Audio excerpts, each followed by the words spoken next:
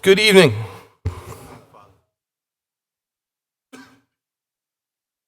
It's important to place this kind of vexing parable, which begins at chapter 20, the Gospel of Matthew, kind of in its context in the Gospel.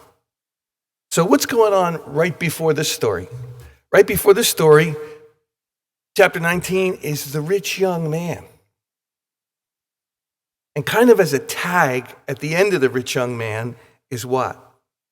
The disciples have been with him for a while and they've given up a lot. And Peter reveals something.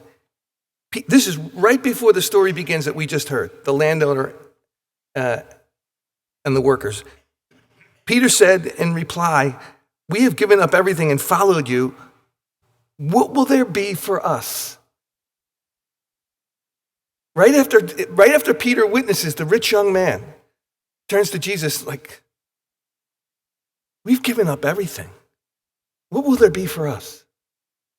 Like it's such an understandable kind of human question, right? What will there be for us? And then what follows the story that we heard? There's a few lines about suffering and the cross, and what comes after it is the mother of Zebedee, who comes up to Jesus and says, I want to ask you something. Command that these two sons of mine sit, one on your right, one on your left in the kingdom. Understandable question for a mother.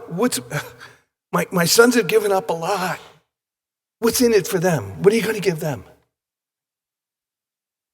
The story in the middle here that we almost is set up to teach and to counter that. Look, if that's the way you're thinking, like what's that thing, If you're aiming just for the earthly, in the end, all you're going to get is earth. If you aim for the heavenly, you get heaven and earth thrown in besides. There's a different calculus in the kingdom. There's a different calculus.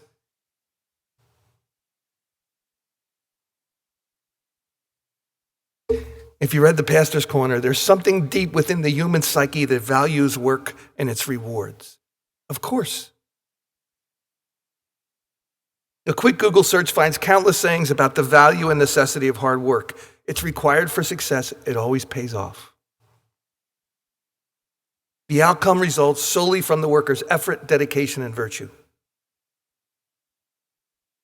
Problem occurs when we try to apply the same ideals, the same calculus to matters of faith and salvation. They don't work. They don't work. So what if at the end grumble? The ones who've been there all day, man, are they upset?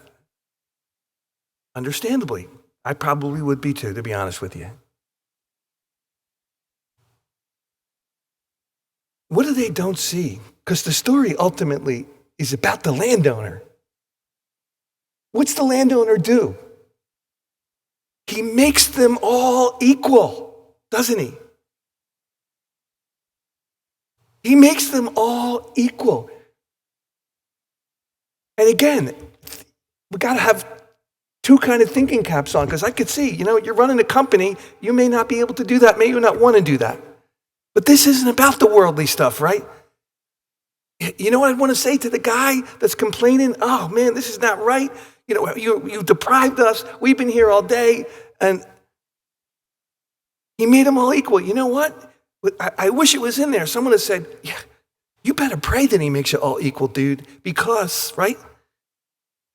When the accounting comes at the end, right, you're going to fall short as everybody else does.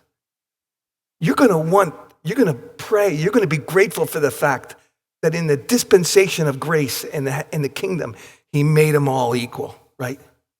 He made them all equal. And he covers the disparity with his cross. He covers any shortfall with his own death and resurrection. It's a mighty parable. It's a mighty parable. And it calls on us, hey, okay, yep, there's worldly calculus, yep, we have to operate with that, yep, work is good, yep, all that stuff, good. But when it comes to the beyond, there better be an X factor. There better be something more. Because we're just little human beings. The fundamental teaching, we all fall short. Without Christ, none of us make it to heaven. What do we say? We even use the language of economics. What does Jesus do? He redeems, right? He pays for. Oh, he doesn't have enough. I'm going to redeem. Here. Wow.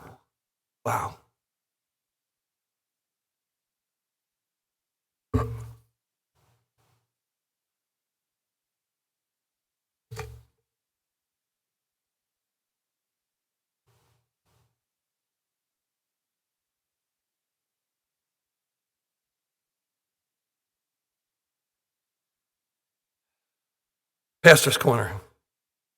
What did they forget?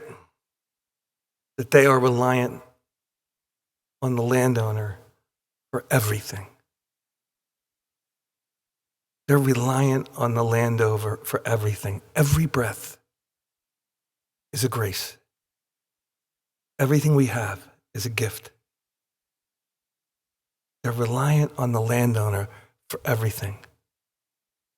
The other thing you wanted to say to that guy is, you've already received way, way more than you're acknowledging.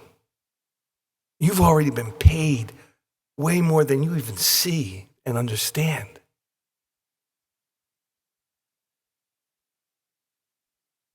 Pastor's Corner, may we not make the same mistakes as we go about our own lives. May we work hard in faith as Paul did for love of God alone.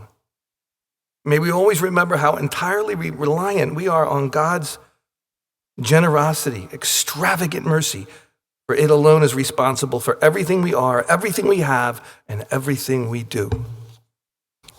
Amen.